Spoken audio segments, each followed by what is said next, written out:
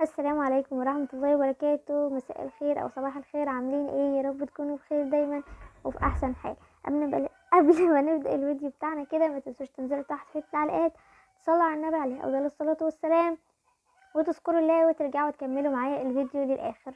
قبل ما نبدأ الفيديو كده، شكرا جدا لكل التعليقات اللي بتجيلي، تمام، وشكرا جدا جدا لكل الناس اللي بتعلق تعليقاتها كلها جميل قوي بتفرحني. نرجع بقى لفيديوهاتنا اللي ما نزلناهاش بقالنا فتره. هنعمل النهارده كبده اسكندراني، تمام. اللي كان في الطاسه دي كانت ليا ومعلقه زيت عشان ما تتحرقش، تمام. هنا الكبده دي كانت متبله، تمام، بتوم وخل وكمون وليمون، تمام كده، تمام. وهننزل بيها كده مره واحده.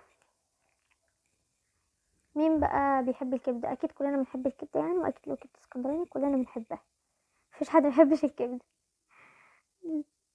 تمام.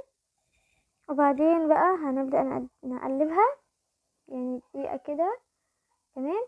لو وصلتوا لحد هنا من الفيديو بقى، ما تنسوش تعملوا لايك للفيديو، ولو القناة عجبتكم ما تنسوش تعملوا اشتراك في القناة وتفعلوا زر الجرس علشان يوصلكوا استشعار بكل الفيديوهات الجديدة اللي انا بنزلها.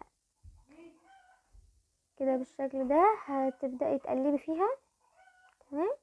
ايديك فيها في التقليب يعني، ما تنسيهاش، لان هي ايه، ما اخدتش وقت خالص واستوت بسرعة، تمام.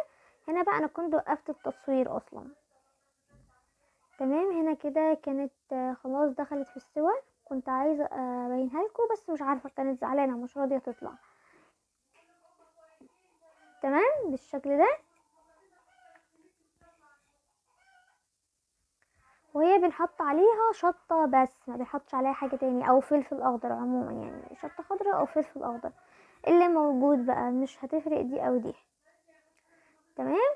وهتبداي تقلبيها كده بالشكل ده لحد ما ايه، هي اكيد لسه ناقصها سوا، هتحطي عليها الشطه، فالشطه هتدبل شويه وهتكمل برضو ايه سواها.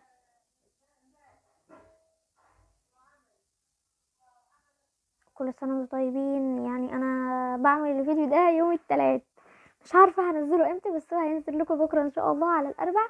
كل سنه وانتم طيبين، خلاص باقي يوم واحد. بجد انا مبسوطه قوي. ده كده الملح بتاعها، تمام. دي برضو توم وخل وليمون. ده بقى هنحطوه وقبل يعني ايه، قبل الاكل يعني، قبل الاكل اللي هو قبل ما تغرفيها للاكل وكده هتنزلي عليه، او لما تكون استوت. انما هي لسه محتاجه يعني ايه شويه في السوا وكده، تمام. هي كده تمام بالشكل ده.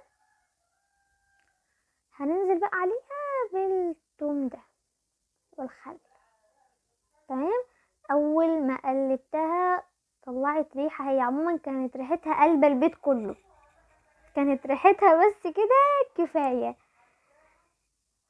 جنبها بقى طحينه وبابا غنوج وطماطم وخيار ومخلل، تمام. وكانت كمان ماما عامله لنا عيش سخن، يعني الدنيا متظبطه. يا رب يكون الفيديو عجبكم، متنسوش اللايك للفيديو